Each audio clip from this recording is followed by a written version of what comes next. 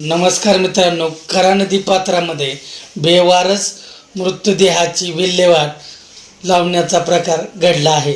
बारामती नगर परिषदेच्या मुख्य अधिकाऱ्यांना पत्र देऊन विल्हेवाट लावण्यात आली आहे.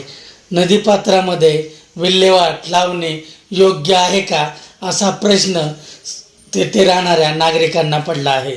सदर इसम सराफ ब्लड बँकेसमोर जांभळाच्या झाडावरून खाली पडून मृत्यू झाला होता. त्याचा उपचार सिल्वर जुबली हॉस्पिटलमध्ये करण्यात आला होता, परंतु उपचारादरम्यान त्याचा मृत्यू झाला व त्याचा मृतदेह करा नदीपात्रामध्ये गाडण्यात आला आहे.